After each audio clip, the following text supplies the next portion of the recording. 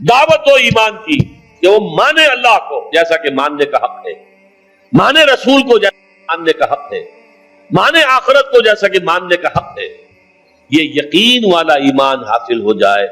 یہاں تھوڑا سا آپ کو شاید گمان یہ ہو کہ یہ تو ہمیں حاصل ہے، تو برا نہ مانیے. حقیقت کیا ہے کہ ہمیں یقین والا ایمان حاصل نہیں ہے، اقرار باللسان والا ایمان حاصل ہے. ایمان مجمل کی تعریف آپ نے یاد کی ہوگی بچپن میں.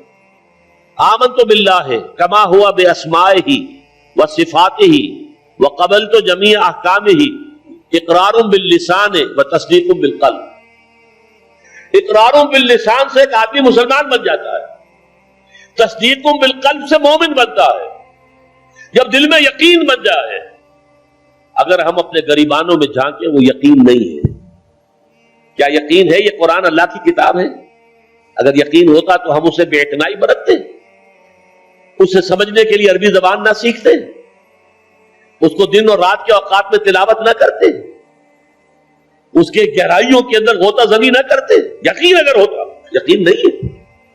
یقین پیدا کرے ناداں یقین سے ہاتھ آتی ہے، وہ درویشی کے جس کے سامنے جھکتی ہے فقوری. یقین بہت بڑی شے ہے، بہت بڑی شے ہے، بہت بڑی شے ہے، لیکن یہ کہ اس کو پیدا کرنا پڑتا ہے. اور اس کا بمبا اور سرچشمہ یہ قرآن مجید. مولانا ظفر علی خان کا شعر ہے بڑا پیارا، وہ جنس نہیں ایمان جسے لے آئیں دکانیں فلسفہ سے، ڈھونڈے سے عاقل کو یہ قرآن کے سپاروں، قرآن کے سپاروں میں غوطہ زنی کرو، تدبر کرو. افلا یتدبرون القرآن ام علی قلوب اقفالها، تو دل میں یقین پیدا ہو. اچھا، اس یقین کی علامت کیا ہوگی کہ یقین پیدا ہو گیا ہے؟ یقین کی علامت عمل. شریعت کے جس حصے پر آپ عمل کر سکتے ہیں، چاہے مشکل ہو، تکلیف آئے، فاقہ آ جائے، لیکن کر سکتے ہیں، اس پر عمل لازم ہے کرنا. وہ حصہ کہ جس پر آپ نہیں کر سکتے، میں یا آپ چور کا ہاتھ نہیں کاٹ سکتے جب تک کہ نظام نہ بدلے، قانون نہ بدلے. میں یا آپ یا ہم سب مل کر بھی یہاں کسی زانی کو رجم نہیں کر سکتے جب تک کہ قانون نہ بنے اور عدالتی نظام کے تحت جو ہے اس کا فیصلہ نہ ہو. ان چیزوں کو تو ہم نہیں کر سکتے، لیکن جو کام ہم کر سکتے ہیں، سود سے براہ راست تو ملوث نہ ہو، اپنے گھروں میں پردہ تو قائم کرے، اپنی معاش میں سے حرام شے تو نکال دے، فرائض تو ادا کرے، نماز، روزہ، حج، زکات. یعنی دین کے جس حکم پر ہم عمل کر سکتے ہو، چاہے اگر آپ شرعی پردہ نافذ کریں گے لوگ کہیں گے دقیانوسی ہیں، یہ اگلے وقتوں کے ہیں، یہ لوگ انہیں کچھ نہ کہو.